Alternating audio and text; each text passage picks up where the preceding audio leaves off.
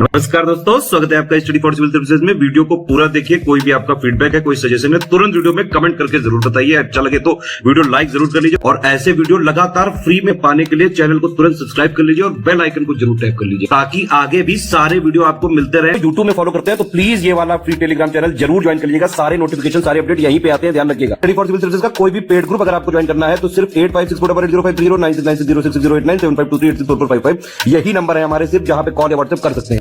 Instagram पे हमारा page जरूर फॉलो कर लीजिएगा, studyforcivil.services है। ट्विटर पे हमको जरूर फॉलो कर लीजिएगा, @studyforcivils है। सारे क्वेश्चन अटेम्प्ट करिए और स्कोर अपना तुरंत कमेंट करके बताइए। दोस्तों नमस्कार, स्टडी फॉर सिविल सर्विसेज में आप सभी का स्वागत है। यहाँ पे हम आरएएस प्रीलिम्स एग्जामिनेशन के लिए अपनी जो पेड क्विज को देख रहे हैं वीडियो फॉर्मेट में, कंटिन्यू करेंगे अगले वीडियो के साथ। फर्स्ट क्वेश्चन देखेंगे और स्टार्ट करते हैं। चलिए, यहाँ पे हमारे पास कुछ मीटर्स हैं और उसका क्या यूज़ होता है, तो उसके रेफरेंस में कौन सा युग्म सुमेलित नहीं है ये बताना है। तो पायरोमीटर बहुत जो हाई टेम्परेचर होते हैं ना उसको इससे मेज़र किया जाता है। इसमें लो लिखा हुआ था ना, तो ये गलत हो जाएगा। बाकी के ऑप्शंस हमारे ठीक हैं, इनको देख लीजिए। इसमें देखिए, विद्युत परिपथ में दो बिंदुओं के बीच विभवांतर मापने वाला यंत्र क्या कहलाता है। तो इलेक्ट्रिक सर्किट में दो पॉइंट्स के बीच में जो पोटेंशियल डिफरेंस है ना, इलेक्ट्रिसिटी के रेफरेंस में, तो ये पोटेंशियोमीटर जो है, ठीक है, इससे मापते हैं। जैसे अन्य विकल्पों की भी हम बात करें तो पोटोमीटर जो होता है, इसका मुख्य रूप से कार्य होता है जैसे प्लांट्स में जो वाष्पोत्सर्जन होता है ना, उसकी दर है, उसको मापने वाला यंत्र। फिर रेडियोमीटर में हम जो रेडिएशन होता है उसको मापते हैं, और सिस्मोमीटर में जो भूकंपीय तरंगे हैं उसकी तीव्रता को मापा जाता है। नेक्स्ट है, द्रवों के घनत्व तथा प्रसार गुणांक का मापन करने वाला यंत्र कौन सा है। डेंसिटी एंड एक्सपेंशन कॉफिशिएंट किसका, लिक्विड का। तो ये मापते हैं पाइक्नोमीटर, ऑप्शन डी से। सुनने में सहायता के लिए कान में लगाया जाने वाला उपकरण क्या कहलाता है। तो कुछ लोगों में जैसे सुनने में समस्या होने लगती है तो आपने देखा होगा एक मशीन लगाते हैं वो कानों में, तो उसको कहते हैं ऑडियो फोन। पानी के अंदर तेल की उपस्थिति का पता लगाने वाला यंत्र, तो ऑयल की प्रेजेंस को चेक करना अंडर वाटर, तो ये इसके लिए हम यूज़ करते हैं ग्रेवोमीटर, ऑप्शन बी। ये इंपॉर्टेंट होते हैं सारे मीटर्स, प्लीज़ इनकी लिस्टिंग पढ़िएगा, इनसे चीज़ें पूछी जाती हैं साइंस वाले सेक्शन में। अब इसमें क्या सुमेलित नहीं है, कौन सा पेयर हमारा, तो कुछ हमारे पास क्वांटिटीज़ हैं और संबंधित यूनिट जिसमें उसको मापा जाता है। तो इसमें अगर हम देखें तो तरंग संख्या, रेडियन प्रति सेकंड दिया हुआ है ना, ये गलत हो जाएगा। तरंग संख्या यानी कि जो हमारा वेव नंबर है, तो इनको ये यूनिट जो होती है ये पर मीटर इसमें मापते हैं, ठीक है। अब है कौन सा युग्म सही सुमेलित नहीं है, फिर से देखना है। तो चुंबकीय आघूर्ण घनत्व एम्पियर प्रति वर्ग मीटर लिखा हुआ है, ये गलत है, एम्पियर प्रति मीटर होगा यहाँ पे, ठीक है। चुंबकीय आघूर्ण घनत्व हो या फिर चुंबकीय क्षेत्र की तीव्रता हो, ठीक है, उसके लिए इसको यूज़ करते हैं। इसके विपरीत जैसे एम्पियर पर स्क्वायर मीटर की बात करें तो विद्युत धारा घनत्व जो है उसके माप के लिए इसको यूज़ करते हैं। अगला है, पृष्ठ तनाव की इकाई बतानी है, सरफेस टेंशन, तो ये होता है न्यूटन प्रति मीटर, यानी कि बी विकल्प। इसमें फिर से देखें कौन सा युग्म सुमेलित नहीं है, तो पास्कल पर मीटर लिखा हुआ है कंप्रेसिबिलिटी के लिए, संपीड्यता, ये गलत है। संपीड्यता के लिए हमारा जो यूनिट होता है ये पर पास्कल होता है, ठीक है, ये गलत हो जाएगा यहाँ पे जो दिया था, तो इसको चुनेंगे। बाकी के विकल्प ठीक है, इनको देख लीजिए। यांत्रिक ऊर्जा को विद्युत ऊर्जा में बदलने वाला उपकरण इसमें से कौन सा है। तो कई सारे जो है हमारे जो डिवाइसेस में यूज़ होता है मैकेनिकल एनर्जी को कन्वर्ट करने में, जो कि क्या है, इलेक्ट्रिकल एनर्जी, तो ये है डायनमो। अब इसमें से कौन सा यंत्र सौर ऊर्जा को विद्युत ऊर्जा में रूपांतरित करता है। तो सोलर एनर्जी कन्वर्ट होती है इलेक्ट्रिकल में कैसे, हमारे सोलर सेल से, ठीक है, जो हमारे सोलर पैनल्स हम लगाते हैं आजकल, तो यहाँ पे एनर्जी को कैप्चर करते हैं और वो कन्वर्ट होती है इलेक्ट्रिकल एनर्जी में। इसमें से कौन सा उपकरण के द्वारा यांत्रिक ऊर्जा को विद्युत ऊर्जा में परिवर्तित किया जाता है। तो कई सारे जो हमारे डैम्स होते हैं वहाँ पे टरबाइन लगाया हुआ होता है, ठीक है, तो मैकेनिकल एनर्जी से इसको रोटेट करके इलेक्ट्रिकल एनर्जी जनरेशन का कार्य होता है इसमें। इलेक्ट्रिकल सप्लाई में ही दो प्रकार की करंट आप पढ़ते हैं, AC और DC, ठीक है। तो यहाँ पे वही क्वेश्चन है कि इस प्रकार के कन्वर्जन जो कि AC से DC करंट में किस उपकरण के माध्यम से होता है प्रत्यावर्ती धारा को दिष्ट धारा में। तो हमारा ये जो इसमें मतलब कह लीजिए हमारा जो सिस्टम यूज़ होता है ये रेक्टिफायर कहते हैं उसको, ये अक्सर पूछा जाता है, ध्यान रखिएगा। सापेक्षता का सिद्धांत किस वैज्ञानिक ने दिया था ये बताना है, थियरी ऑफ रिलेटिविटी। तो ये संबंधित है अल्बर्ट आइंस्टीन से, ठीक है। यहाँ पे जैसे इसमें जनरल थियरी ऑफ रिलेटिविटी होती है, ठीक है, स्पेशल थियरी ऑफ रिलेटिविटी, ये दोनों को ध्यान रखिएगा। अब हमारे पास कुछ आविष्कार हैं तथा उनके आविष्कारकों के नाम, उसके संबंध में कौन सा युग्म सुमेलित नहीं है। तो परमाणु भट्टी न्यूक्लियर रिएक्टर से संबंधित एनरिको फर्मी का नाम आता है, ये वाला गलत है, बाकी के ऑप्शंस ठीक है, देख लीजिए। फिर से कुछ आविष्कार और आविष्कारक, तो स्टीम इंजन ये जो है जेम्स वॉट को जानते होंगे ना आप, तो ये वाला गलत था। नेक्स्ट है प्लवन के सिद्धांत की खोज इसमें से किसने की थी, लॉ ऑफ फ्लोटेशन कह लीजिए, ठीक है, प्रिंसिपल ऑफ फ्लोटेशन। तो जैसे पानी की सतह पे जैसे समझें कोई हमारी वस्तु फ्लोट करती है, बोट वगैरह देखें, तो इसके संबंध में जो है हमारा जो प्रिंसिपल है ये आर्किमिडीज के द्वारा दिया गया। डायनामाइट एक प्रमुख खोज थी, है ना, 20वीं सदी के स्टार्टिंग में। तो इसके संबंध में जो है इसके खोजकर्ता का नाम बताना है, तो अल्फ्रेड नोबल, आगे चल करके इन्हीं के नाम पे जो है नोबेल प्राइज जो दिया जाता है, ठीक है, स्टार्ट किया गया था। अगला है भाप इंजन किस वैज्ञानिक सिद्धांत पर कार्य करता है। तो जो जेम्स वॉट के द्वारा स्टीम इंजन बना, तो लॉ ऑफ थर्मोडायनेमिक्स, ठीक है, जैसे बेसिक रूप में आप इसको जैसे साइंस में आपने पढ़ा होगा, तो इसमें बताया गया कि डिफरेंट फॉर्म ऑफ एनर्जी और उनके जो कन्वर्जन है ना, उससे रिलेटेड होता है लॉ ऑफ थर्मोडायनेमिक्स। तो ये इस पे आधारित है। निम्नलिखित में से किस माध्यम में ध्वनि की चाल सर्वाधिक होती है। तो स्पीड ऑफ साउंड, ठीक है, तो ये क्या होता है हमारा, जैसे लॉन्गिट्यूडनल मैकेनिकल वेव का एग्जांपल होता है, या कह लीजिए टाइप होता है, ठीक। तो सॉलिड्स में चूंकि क्या है कि देखेंगे किसी भी सॉलिड ऑब्जेक्ट में जो मॉलिक्यूल्स हैं वो ज़्यादा कॉम्पैक्ट हैं एक साथ, ठीक है। तो सबसे ज़्यादा स्पीड जो साउंड की होती है इसमें सॉलिड में, फिर लिक्विड और लास्ट में गैस, ठीक है। तो अब जैसे हम यहाँ पे बात करें तो सॉलिड में भी, ठीक है, जैसे सबसे ज़्यादा होती है एल्युमिनियम में, ऑप्शन डी को चुनेंगे। इसमें अगर हम पर्टिकुलरली मीटर पर सेकंड के हिसाब से देखें तो सॉलिड एल्युमिनियम में जो स्पीड ऑफ साउंड होता है लगभग 6420 मीटर पर सेकंड होता है, ये स्पीड होती है साउंड की, ठीक।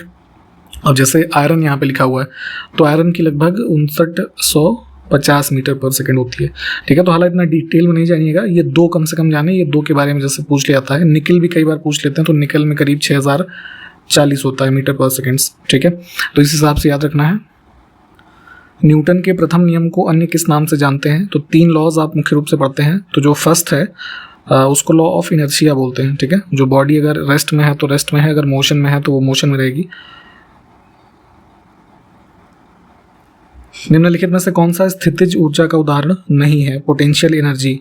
तो स्थितिज यानी स्थैतिक रूप से जो हमारी चीज़ें होंगी उसमें यहाँ पे ये एनर्जी पाई जाएगी। तो energy stored in water reservoir, ये भी है mango hanging from a tree, और elastic energy spring of watch, ये भी है, डी ऑप्शन नहीं होगा इसमें फिर, ठीक है। Energy for fast flowing water, तो ये क्या होगा, गतिज ऊर्जा का एग्जाम्पल हो जाएगा, तीव्र गति से बहने वाली जल की धारा की ऊर्जा।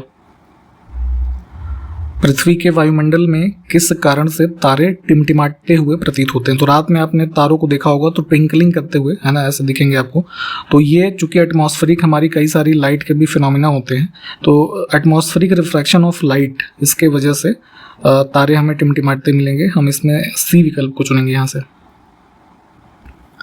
अब 2 स्टेटमेंट है, कौन सा सही है देखते हैं। बैंकों का विनियमन भारतीय रिजर्व बैंक करता है भारत में, तो ये बात ठीक है। इंडिया में जो कमर्शियल बैंक्स हैं इसका रेगुलेशन RBI करता है, ठीक। और सेकंड है, भारत में सबसे पहला प्रेसिडेंसी बैंक 1806 में बैंक ऑफ बंगाल है, इसको स्थापित किया गया, तो ये बात भी ठीक है।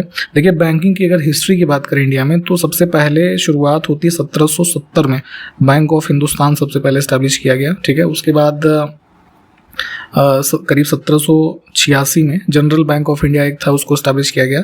उसके बाद चूंकि उस समय के एरियाज प्रेसिडेंसी वाइज थे, जैसे कलकत्ता, ओडिशा, ये सब है ना, तो प्रेसिडेंसी लेवल पे 1806 में बैंक ऑफ कलकत्ता जो है इसकी स्थापना हुई थी, ठीक, सॉरी ये बैंक ऑफ बंगाल, ठीक, कलकत्ता में।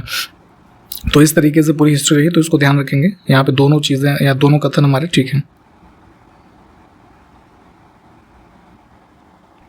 भारतीयों के पूर्ण स्वामित्व और प्रबंधन वाला पहला भारतीय वाणिज्यिक बैंक कौन सा था? तो ब्रिटिश पीरियड में सबसे जो पहला कह लीजिए कॉमर्शियल बैंक पूरी तरीके से भारतीयों के द्वारा उसका स्वामित्व था और उसका मैनेजमेंट उन्होंने ही किया। तो 1911 में सेंट्रल बैंक ऑफ इंडिया जो है इसको स्टैब्लिश किया गया था। अब भारतीय रिजर्व बैंक के बारे में कौन सा कथन गलत है? तो आरबीआई के बारे में है कि गलत ये कि इसकी स्थापना 1 अप्रैल 1900 ठीक इस तिथि से है, तो इस वजह से जो है ये गलत हो जाएगा। हिल्टन यंग कमीशन था, उसके रिकमेंडेशन पे इसको स्टैब्लिश किया गया था आरबीआई एक्ट 1934 के माध्यम से। और भारत का ये सेंट्रल बैंक है इस समय, और नेशनलाइज किया गया था 1 जनवरी 1949 को आज़ादी के बाद। तो ये बातें हमारी यहाँ पे ठीक हैं। रिजर्व बैंक का स्थायी रूप से जो केंद्रीय कार्यालय है वो कहाँ पर स्थित है? तो हेड ऑफिस है यहाँ मुंबई में, महाराष्ट्र। इसमें से कौन सा कार्य आरबीआई का है? फंक्शन ऑफ आरबीआई, तो जो हमारी मॉनेटरी पॉलिसी आती है उसको इम्प्लीमेंट करना, जिसमें repo rate, reverse repo rate, ये सब आप देखते हैं ना। तो ये भी फॉरेन एक्सचेंज जो है उसको मैनेज करते हैं, और मुद्रा के लेन देन का नियंत्रण भी इनके अंतर्गत आता है। तो सारे ही इनके आरबीआई के कार्य हैं। सरकार का बैंकर तथा बैंकों का बैंकर, इसके रूप में कौन सा बैंक कार्य करता है? तो गवर्नमेंट का बैंक और बैंकर टू बैंक्स जो अन्य कॉमर्शियल बैंक्स हैं, ये कौन है भारत में? Reserve bank of India. एक और फ्रेज यूज होता है, लेंडर ऑफ लास्ट रिसॉर्ट, ठीक है, इसको भी ध्यान रखेंगे। इंपीरियल बैंक ऑफ इंडिया को राष्ट्रीयकरण करने के पश्चात कौन सा नाम दिया गया? तो 1955 से पहले इंपीरियल बैंक था, 1955 में नेशनलाइजेशन हुआ इसका, और आज की डेट में आप इसको स्टेट बैंक ऑफ इंडिया को जो है इस नाम से जानते हैं। इसमें कौन सा युग्म सुमेलित नहीं है हमारा? तो सिटी बैंक जो है ना सी ऑप्शन में, ये गलत है। ये बेसिकली एक प्राइवेट बैंक ही है, लेकिन प्राइवेट नहीं, मतलब इसको हम ये कहेंगे फॉरेनर बैंक, ठीक है। ये यूएसए का बेसिकली न्यूयॉर्क बेस्ड बैंक है जो इंडिया में कार्यरत है। बाकी के विकल्प जो जैसे पब्लिक बैंक का एग्जांपल क्या है, प्राइवेट बैंक का एग्जांपल क्या है, कोऑपरेटिव बैंक का क्या है, ये सब लिखा हुआ है, देख लीजिए। अब हमारे कुछ रीजनल रूरल बैंक्स होते हैं, ठीक है, तो इसमें इनकी ऑफिशियल स्थापना जो है कब से की गई थी ये बताना है। तो ऑर्डिनेंस के माध्यम से सबसे पहले 1975 में फर्स्ट जो आरआरबी है इंडिया का, इसको स्टैब्लिश किया गया 2 अक्टूबर 1975 को। इसका क्या नाम था? प्रथमा बैंक ऑफ मुरादाबाद, उत्तर प्रदेश में इसको स्टैब्लिश किया गया था। लेटर ऑन आरआरबी है ना, एक एक्ट बना पार्लियामेंट का 1976 में, तो उसके माध्यम से भी वर्तमान में जो आप अन्य सभी राज्यों में आरआरबी को देखते हैं, ठीक है, इसके माध्यम से ये गवर्न होते हैं। क्षेत्रीय ग्रामीण बैंकों के संबंध में कौन सा कथन गलत है?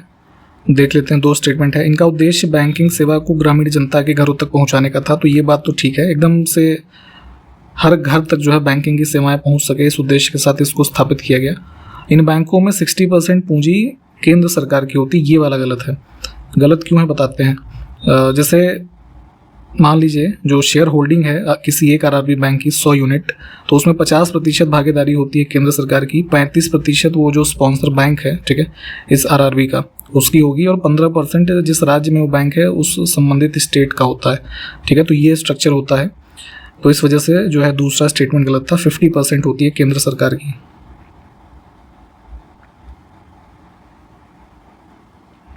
कौन सा वित्तीय संस्थान है जो कृषि तथा अन्य ग्रामीण क्षेत्रों के लिए पर्याप्त ऋण सुनिश्चित करते हैं? तो एकदम से रूरल लेवल पे एग्रीकल्चर और अन्य कार्यों के लिए क्रेडिट आरआरबीज ही उपलब्ध कराते हैं।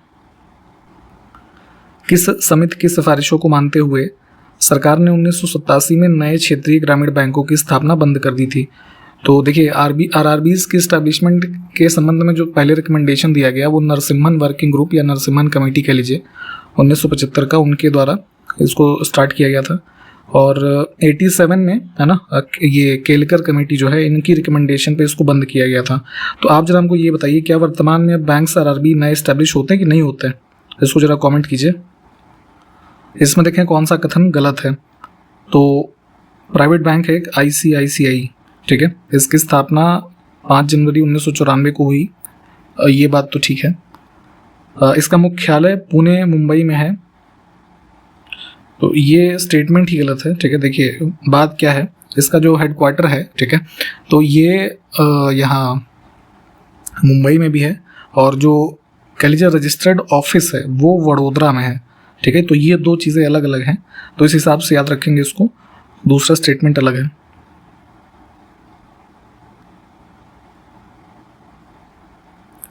अगला है बैंकों की शब्दावली में M1 को किस प्रकार के धन से संबोधित किया जाता है। तो जैसे लिक्विडिटी के रेफरेंस में यहाँ पे M1, M2, M3 और M4 ये अलग अलग प्रकार की हमारे मुद्राओं का कह लीजिए रिप्रेजेंटेशन होता है, जिसमें कुछ कंपोनेंट होते हैं मनी के, उसके हिसाब से इसको आधारित किया जाता है। डिटेल में इस चीज़ को थोड़ा पढ़िएगा, ये पूछा जाता है अक्सर। तो नैरो मनी बोला जाता है M1 को, ठीक है, जो यहाँ पे पूछा गया था। इसमें देखिए M1 के कंपोनेंट जैसे हम देखें तो जैसे हमारे आपके पास जो पैसा है, ठीक है, तो वो प्लस बैंकिंग प्रणाली में जो हमारे डिपॉजिट्स हैं, ठीक है, करंट अकाउंट और सेविंग अकाउंट्स के, ठीक है, प्लस आरबीआई के साथ साथ जो अन्य डिपॉजिट में करेंसीज हैं, ठीक है, तो उसको यहाँ पे काउंट किया जाता है M1 के अंतर्गत, ठीक है। तो इसको ध्यान रखेंगे थोड़ा। ये M0 से लेके आगे जितनी भी चीज़ें हैं ये देख लीजिएगा एक बार। किसी अर्थव्यवस्था के समय विशेष में मान लीजिए 1 साल की अवधि के दौरान हम देखें अगर ये, तो कुल विदेशी मुद्रा को क्या कहा जाता है, तो ये होता है हमारा foreign exchange reserve. Option C. Management कौन करता है अभी हमने ऊपर देखा था, आरबीआई। एक स्कीम है सॉवरेन गोल्ड बॉन्ड, ठीक है, तो वही यहाँ पे पूछा गया है कि संप्रभु स्वर्ण बॉन्ड के संबंध में कौन सा कथन सही है। तो ये योजना नवंबर 2015 में गोल्ड जो होता है उसके मोनेटाइजेशन के योजना के आधार पर शुरू की गई थी और ये आरबीआई के द्वारा जो है इशू किया गया। यहाँ पे एसबीआई लिखा है ना, तो इस वजह से सेकेंड स्टेटमेंट गलत हो जाएगा।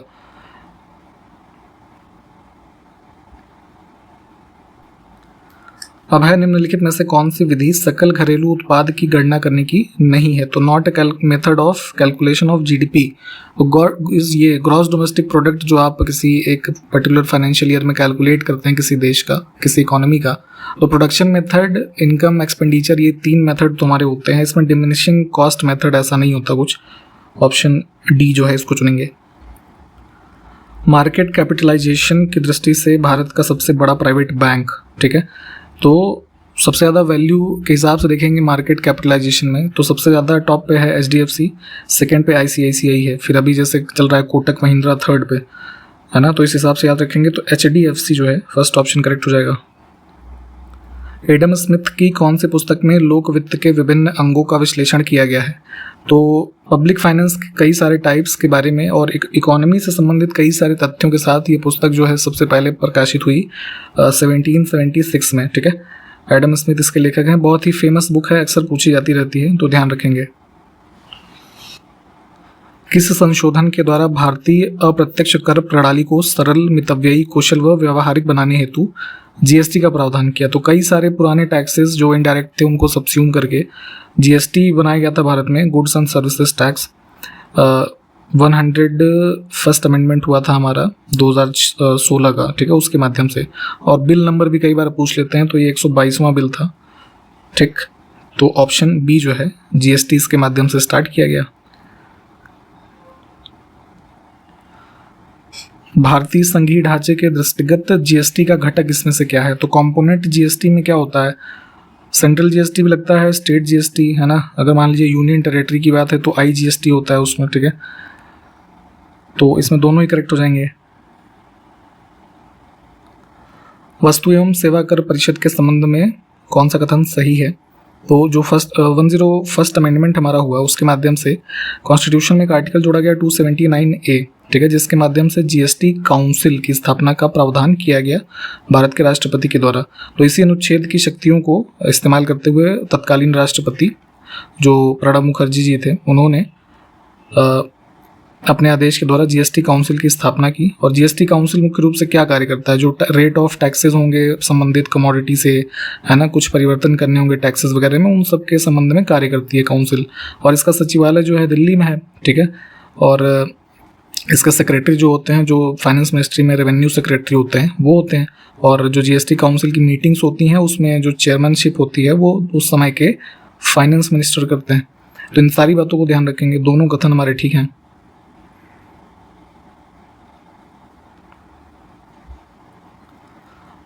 दो स्टेटमेंट फिर से है जीडीपी और जीएनपी के बारे में, ठीक है। तो दोनों अर्थव्यवस्था के राष्ट्रीय उत्पादन और आय को दर्शाते हैं। जीडीपी की तुलना में जीएनपी में शुद्ध विदेशी निवेश आय शामिल होती है, ठीक है। तो इन दोनों में से कौन सा कथन सही है ये आपको हमको कमेंट करके बताना है, ठीक है। और इसके आगे का वीडियो हम जो है क्वेश्चंस अगले वीडियो से कंटिन्यू करेंगे। जितने क्वेश्चंस हमने पूछे हैं आप प्लीज़ कमेंट कीजिएगा, आपके कमेंट का इंतज़ार रहेगा। मिलते हैं अगले वीडियो में, तब तक के लिए नमस्कार, जय हिंद।